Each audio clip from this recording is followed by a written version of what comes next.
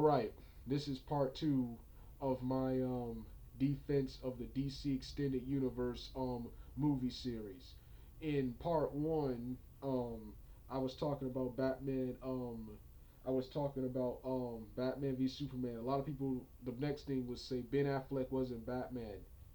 Yes, he was Ben Affleck, and Ben Affleck. He even figured out that Luthor was the white Portuguese. That Luthor was the white Portuguese, and in the fight with Superman, Batman v Superman, people claimed, oh, the fight between Batman and Superman wasn't long enough. It was what they expected. What did they expect?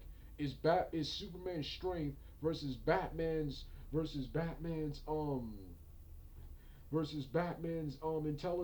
intelligence. Superman will never be as smart as Bruce Wayne, Batman, and Batman will never have the power Superman has. Superman has, and it wasn't about the fight. It was these two guys' ideologies colliding with each other. First off, you have Superman who's fighting to save his mom. He already stopped Bat earlier. He's stronger than Bat, so he stopped the Bat earlier. Then people try to say both of them are hypocrites. Batman is out branding people and looking for people to kill. Superman would never stand for that. Superman would never stand for that, especially since he can do it himself. Yeah, so even like a vigilante Superman, a dark suit like this would never stand for that. That goes to show you that Henry Cavill truly is Superman. Then the final battle with what you call it, what's his name? Before Superman can says Bruce Wayne immediately attacks him. Attacks him before he could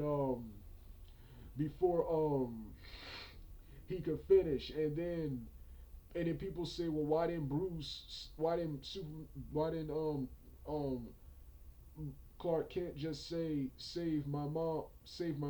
Bruce Wayne probably would have thought he was talking about another powerful alien mom like himself. He didn't know he had a human mom. It's not until he saw Lois. It's not until he saw Lois where he realized he screwed up and he realized that him and Superman are the same and that Superman is no longer a threat. Superman is no longer a threat. That's what the whole save Martha thing, and Batman, a real hero, can never allow another person's mother to die. And it's also his chance for redemption to save someone else's mom since he couldn't save his parents. Save save his parents and the people he killed in the warehouse. That was a terrorist group, not a group of gangsters, thugs, not a group of gangsters and street people, street thugs stuff. That was a terrorist group with guns and fire and stuff. You can't reason with everyone. The KGB guy, the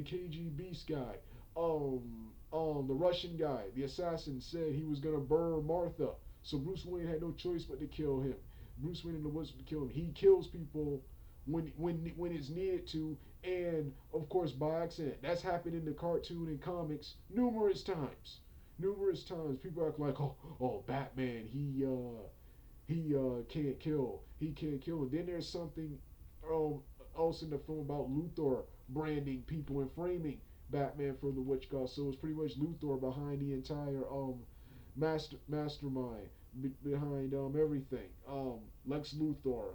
Eisenberg did a pretty good job as Luthor. He wanted to be different from the other portrayals of Luthor, and Luthor hates Superman for not saving him from his father's fist, which that's one of the things Luthor. That's one of the reasons Luthor is the way he is due to child abuse from his father, and he wanted Superman out the way he wanted Superman out the way so he could probably form his own Justice League, and he probably thought he could make a pact with Darkseid's or Steppenwolf's forces, which has happened. That has happened in the comics where he has teamed up with where he has thought he could control an unstoppable force or try to team up with a more powerful villain to take out Superman, only for that villain to turn on him, forcing him to team up with Superman in the Justice League. Justice League. That's like, even despite Luthor being intelligent, that's not out of character for Lex Luthor. Lex Luthor. Yeah. Yeah. Lastly, people talk about the tones of these films. This is not Marvel. DC wants to be darker, more DC wants to be darker, more serious, darker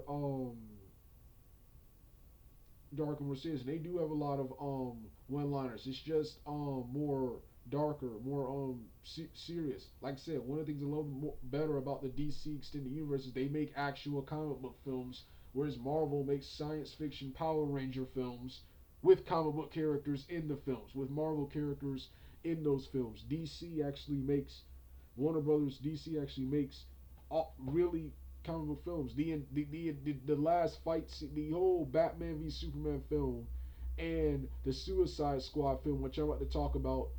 Both of those films, both of these films, were like a comic book come to life, which is what a comic book movie should be. Comic book movie should be. That's one of the things I love about Zack Snyder. Zack Snyder is an artist. Unlike most filmmakers and directors, Zack Snyder, he has an idea what the effect looks like before he animates, before the special effects people animate it. He like take it's almost like he takes and he knows how to shoot films like panels um from the comic book, and that's one of the things I love better about the DC extended universe, and why I don't want to see this universe fail. So that's why I'm really hoping Justice League and Wonder Woman bring in the cash, not only bring in the cash, but get the right reception for DC, so they can continue and make more of this awesome universe. I want to see more of these characters. Which brings me to my last film, Suicide Squad. Suicide Squad. I thought that this was going to be the worst DC extended universe film of all time. Not only is it not the worst, I think it's, along with Man of Steel, one of the best of the DC extended universe. I didn't think it was possible to make a supervillain. I didn't think it was possible to make a supervillain film. I saw the Suicide Squad a long time ago on Justice League. I didn't recognize them here because they were a different name. In Justice League, they were called the Task Force X in that series. But yeah, this film proved me wrong. This film proved me wrong. Everyone did a good job with Will Smith, Joel Kinnaman, Kinnaman,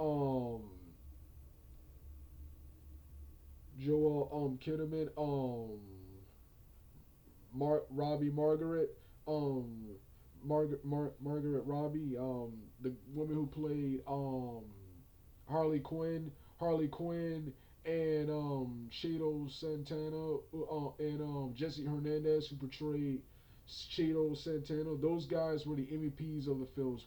However, everyone did a good job. Everyone did a good job. And one thing I loved about Suicide Squad was another thing I love about the DC extended universe that everyone criticizes. Everyone criticizes the villain Enchantress. The villain Enchantress. I like how DC, the Warner Brothers, no matter how goofy or over the top it is, over the top something is, they put it in the they put they put it they take stuff from the comics and insert it into the film, no matter how over the top it is. Enchantress, that's how Enchantress is in the comic. And another thing I loved about Suicide Squad is that Suicide Squad, for the most part, Suicide Squad, unlike most comic book adaptations these days, Suicide Squad was almost extremely close to the comic, completely followed its source material. Unlike other films, Suicide Squad dates back to a group in 1959 with a team led by Colonel Rick Flag, which he alludes to in the film where he says, "Forget these antisocial freaks. Let me build you a pipe. Let me build you a real team. Let me build you a real team." Then of course The modern Suicide Squads, which is the '80s version, and the New 52 version, is what the film is also mostly based on. There are various members of the Suicide Squad team, but the two constant members are Deadshot, Floyd Lawton, Deadshot, and of course, Hager Darkness, Captain Boomerang are the two most constant members, and you see Deadshot, who is a foe of Batman, historically a villain, is slowly and slowly becoming an anti-hero, and you saw that in the film, and then this film was pretty much DC's version of Guardians of the Galaxy, showing that they can make, while being dark and serious, they can still make a fun, light comic book action film, and that's one of the things I loved about this film. I love how it wasn't super serious like the others two. This was more upbeat, more hilarious. A lot of people criticize Joker, Joker.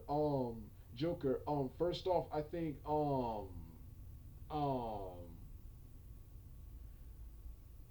I keep forgetting his name, but the new guy portraying Joker, I think he's much better than I think he's much better than I think he's much better than Heath Ledger. Heath Ledger was awesome, but that wasn't the Joker from the comics. This is the Joker from the comics with a modern edge, and people claim, first off, and you really can't compare them because the Heath Ledger and Jack Nicholson were the main antagonists of their film. This Joker in this film is not the main antagonist. He's actually only here to set up Harley Quinn's story and to rescue Harley Quinn later. He's also here to set up Batman's story because this Joker killed Jason Todd. Jason Todd. Jason Todd. So people are like, oh, he doesn't compare to Heath Ledger. You can't compare him to Heath Ledger. Yeah, he's not the main villain. Enchantress is. Another reason people didn't like this film, and this is the only reason I can somewhat agree with, is people didn't like this film and critics didn't like this film was because everyone was expecting when they heard they were making Suicide Squad, everyone wanted them to make this animated Assault on Arkham film, which is an animated film that airs in between the Batman Arkham Asylum video games.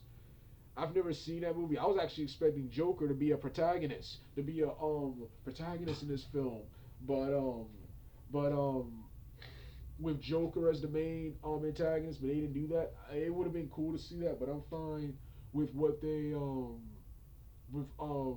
what they got. What I wanted and got was a super awesome campy comic book action film, which I thought was pretty cool. Which I thought was pretty cool. And Suicide Squad, well, like I said, what I thought was going to be the worst of the DC extended universe, it's one of the best. I didn't see how Man of Steel and the Batman v Superman, with the death of Superman, how that leads into Suicide Squad. Not only is the Suicide Squad fit in with this universe, it not only does it successfully follows up from Batman v Superman, but it sets up the upcoming Justice League film coming out, because there's a post credit scene at the end, which is another reason I tuned in this film to see where where Ben Affleck's Batman character goes after the events of Batman v Superman. Batman v Superman. Well, this right here, this has been my defense of the DC Extended Universe. Next, I'm gonna give my thoughts on Wonder Woman, on the Wonder Woman film and the Justice League film. All right, I'm done for now, people.